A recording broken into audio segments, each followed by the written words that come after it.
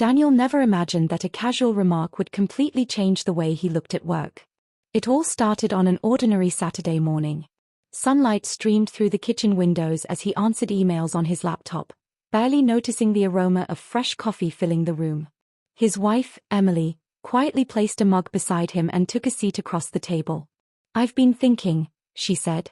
Daniel glanced up with a smile. "That usually means you've got something planned." "I do." There was something in her voice that made him close his laptop. "What is it?" Emily looked at him for a moment before speaking. "For years you've worked comfortably from home.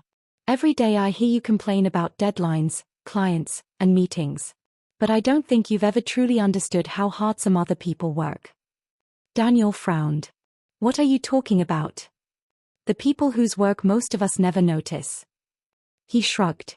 "Like who?" She slid a glossy brochure across the table. On the front was a photo of an elegant luxury hotel. The Grand Victoria. Emily nodded. "My cousin Olivia manages hotel operations there." Daniel looked confused. "Okay, and?" "They're short-handed this month." He raised an eyebrow. "So?" She smiled calmly. "I told Olivia you'd be joining the housekeeping team for 4 weeks." For a second, Daniel simply stared at her. Then he laughed. "Good one." "I'm serious." His smile disappeared. "Wait, you already volunteered me." "Yes." "You made that decision without even asking me." "I did." Daniel leaned back in disbelief. "I've never cleaned hotel rooms in my life." "That's exactly why this matters." The room fell silent. Finally, Emily spoke again.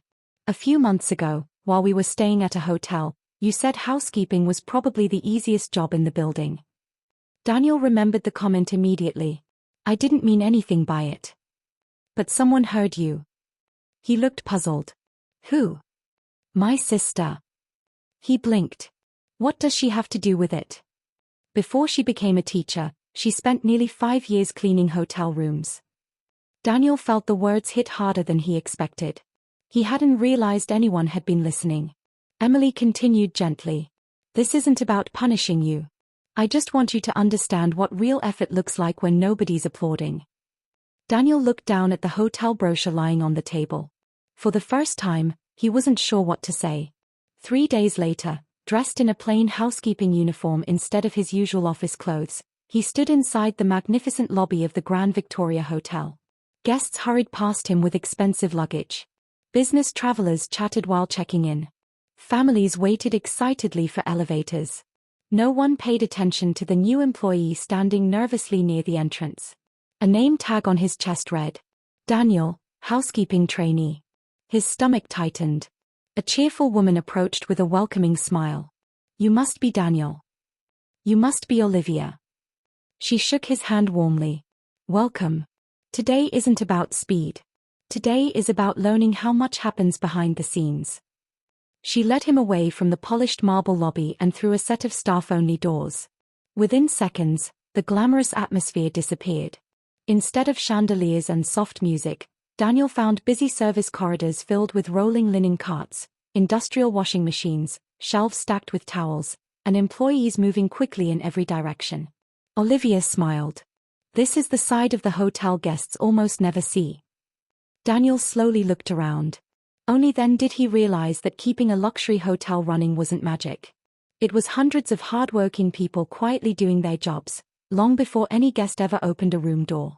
By the time my second week at the Grand Victoria Hotel came to an end, I no longer felt like an outsider trying to figure things out. I knew exactly where every cart, supply room, and storage cabinet was located. The rooms that once took me nearly an hour to finish could now be completed in almost half that time. More importantly, I had discovered something no training manual could teach. Housekeeping wasn't about individual effort. It was about teamwork. Whenever one person struggled to keep up, someone else quietly stepped in without being asked. Early one Friday morning, Olivia gathered the entire housekeeping staff before the shift began. "We've received an update," she announced. "An international business conference has extended its stay for 2 more days. By tonight, every room in the hotel will be occupied." A wave of whispers spread across the room. A full hotel meant endless check-ins, Non-stop room requests, overflowing laundry, and almost no room for error. Rosa nudged me with a grin. Looks like you're finally seeing what a real busy day feels like. She wasn't exaggerating. The hours flew by in a blur. My radio never seemed to stop buzzing. Extra blankets for room 1412. A baby crib is needed in suite 908. Guest requests hypoallergenic bedding. I pushed my supply cart from one floor to another, making sure every room met the hotel's standards before marking it complete. Around lunchtime, I noticed an elderly gentleman standing alone near the elevators, looking completely lost. "Excuse me," he asked politely. "I can't seem to find my room." I checked the number on his key card. Rather than simply pointing him in the right direction, I walked beside him until we reached his door. Before stepping inside, he smiled warmly. "I've stayed in luxury hotels all over the world," he said, "but very few employees take the time to help someone the way you just did." His words stayed with me for the rest of the afternoon. It reminded me that guests rarely remembered only spotless rooms, they remembered how people made them feel. Later that day, Olivia stopped beside my housekeeping cart. "I've been paying attention to your progress," she said. Instantly, I assumed I had overlooked something. Instead, she held out a small gold pin engraved with the hotel's emblem. I looked at it in confusion. "What's this for?" "We award these to employees who consistently receive positive comments from guests." I stared at the pin. "But I've only been here a couple of weeks." She smiled. "Respect isn't earned by how long you've been here. It's earned by how you treat people." I carefully fastened the pin onto my uniform. For the first time since arriving at the hotel, I didn't feel like a temporary trainee. I felt like I truly belonged. That evening, Emily was waiting outside after my shift. The moment she saw the pin on my shirt, her face lit up. "They recognized you." I smiled. "I guess someone appreciated the little things." She looked genuinely proud. I knew they would. As we walked toward the parking lot, I realized something I never expected.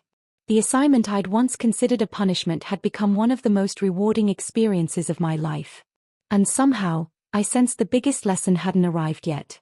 The beginning of my third week brought an unexpected surprise.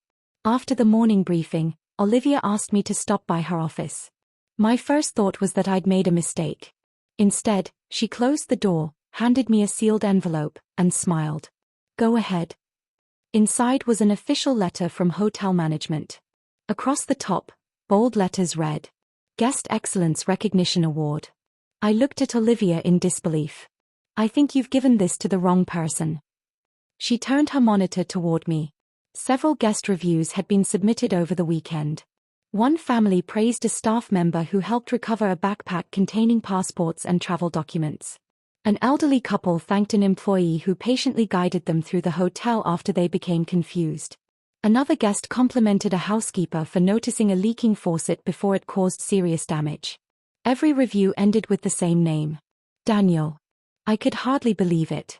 I was only doing what anyone should do. Olivia smiled. "And that's exactly why you deserve it." Later, while restocking towels with Rosa, she laughed softly. "You know, most people think housekeeping is invisible." I nodded. I used to believe that myself. "The truth is," she said, folding another towel, "people usually notice us only when something goes wrong." I looked around the busy laundry room. Dozens of employees worked quietly behind the scenes. No applause. No spotlight. Just people who cared enough to do their jobs well every single day. For the first time in my life, I understood what it really took to keep a hotel running smoothly. Near the end of the shift, a loud alarm suddenly echoed through every hallway. The fire alarm. Within seconds, guests began leaving their rooms while employees followed emergency procedures with impressive calm. Olivia immediately started directing staff. I joined several co-workers, guiding guests toward the nearest stairwell. Thankfully, maintenance soon confirmed that a faulty smoke detector in the kitchen had triggered the alarm. There was no danger. Even so, watching every department work together under pressure left a lasting impression on me. No one panicked. Everyone knew exactly what needed to be done. That evening, Emily picked me up outside the hotel. "So," she asked with a smile, "if you could go back 3 weeks, would you still call housekeeping an easy job?" I looked back at the brightly lit building before answering. No. What would you tell the old Daniel? I'd tell him that he had no idea how much dedication this work requires. Emily reached over and squeezed my hand. I think you've finally learned what I wanted you to understand. I smiled. I think you're right. As we drove away, one thought stayed in my mind. Only 1 week remained. And for the first time since arriving, I wasn't ready for it to be over.